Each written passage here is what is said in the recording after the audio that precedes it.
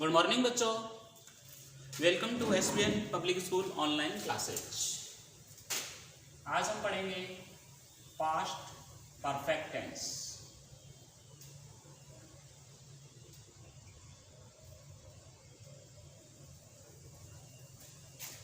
Past perfect tense 7 number का tense है। 6 tense हम स्टडी कर चुके हैं। पास्ट परफेक्ट टेंस, इस टेंस में किस प्रकार के सेंटेंस आते हैं? इस टेंस में इस प्रकार के सेंटेंस आते हैं, कोई भी एक कार्य जो है कि वो भूतकाल में पूरा हो चुका होता है। जैसे राम खाना खा चुका था, अध्यापक बच्चों को पढ़ा चुके थे। Children had made a noise in the class, teacher had taught the children, I had finished my work. इस प्रकार के सेंटेंस इस टेंस में आते हैं। अब हम देखेंगे इसकी आइडेंटिटी। आइडेंटिटी क्या होती है इसकी? चुका था, चुके थे, चुकी थी, या था, ये थे,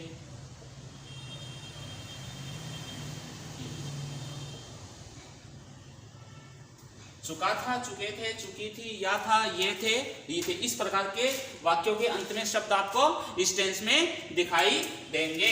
जैसे राम खाना खा चुका था।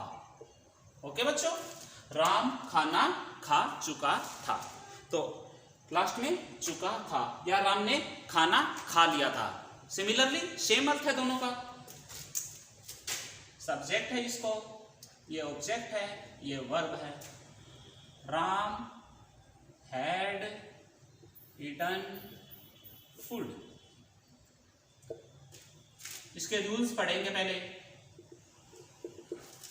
पास्ट परफेक्ट टेंस के रूल कौन से हैं? इस टेंस की जो हेल्पिंग वर्ब है वो क्या होती है? हेल्पिंग वर्ब होती है हैड, और वर्ब की थर्ड फॉर्म का इस टेंस में हमेशा यूज करते हैं। I have told you previously भी, परफेक्ट टेंस जो भी होता है, in case present perfect tense हो, पास्ट परफेक्ट टेंस हो या फ्यूचर परफेक्ट टेंस हो, हम तीनों परफेक्ट टेंस में वर्ब की थर्ड फॉर्म का ही यूज करते हैं। इसकी हेल्पिंग वर्ब हैड होती है। Both in singular and plural we shall use had in this tense. Had का ही यूज होगा इसमें। ओके बच्चों, उसके बाद में identity words.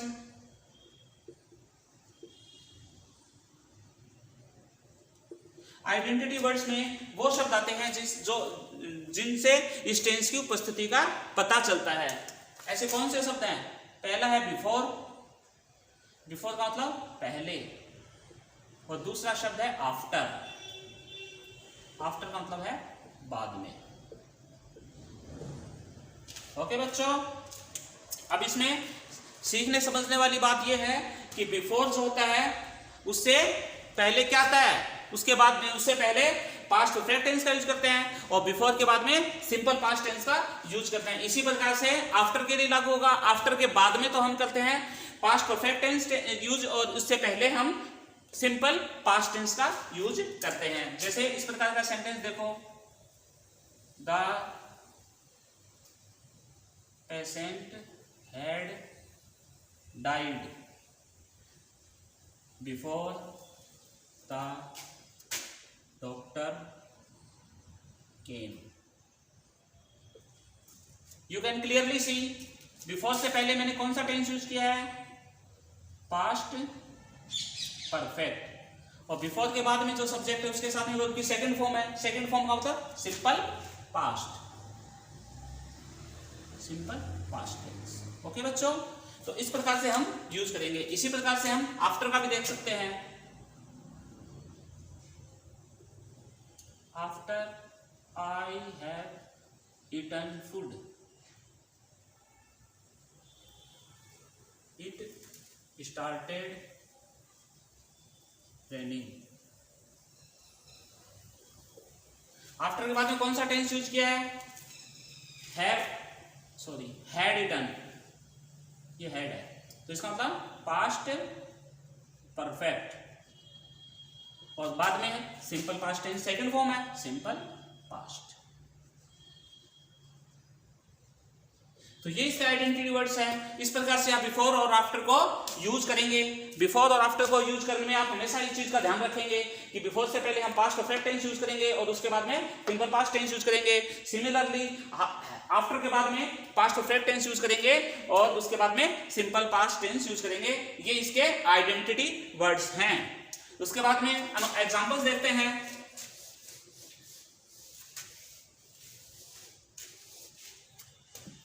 You know very well there are 4 types of sentence in every tense.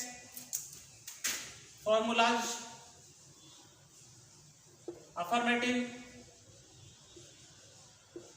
negative, interrogative and interrogative negative. You know very well affirmative में सबसे पहले क्या करते हैं सब्जेक्ट, उसके बाद में हेल्पिंग वर्ब हेड है तो हेड लगा दो, after that verb third form, after this object and at the end others. Clear?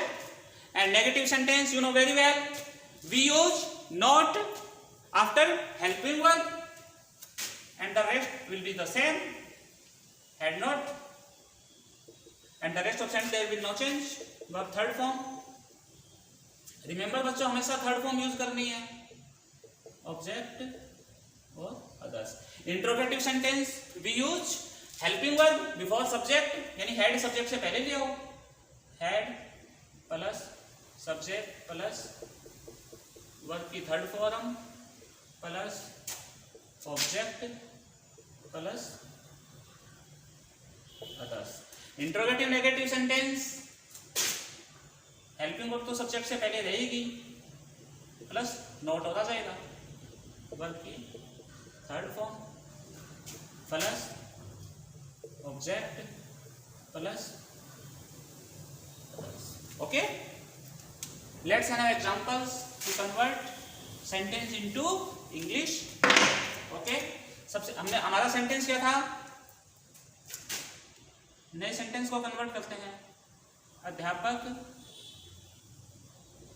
बच्चों को पढ़ा चुके थे, अध्यापक बच्चों को पढ़ा चुके थे। Subject, object and verb, you can make this sentence very easily. Subject सबसे पहले टीचर, हेल्पिंग वर्ब हेड है, फॉर्मूलाज के हिसाब से अप्लाई करता हूं, अफर्मेटिव है। वर्ब की थर्ड फॉर्म पढ़ाना, टॉट, टीच का थर्ड फॉर्म क्या होता है टॉट, TAUGHT। ऑब्जेक्ट है चिल्ड्रेन। अंडरस्टैंड बच्चों? सिमिलरली इसी प्रकार से नेगेटिव कर दो, सिर्फ आपको नोट लगाना है, teacher had not taught children.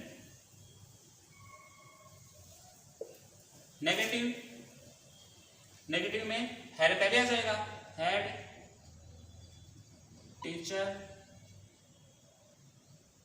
Taught children and put an interrogative mark at the end of subject.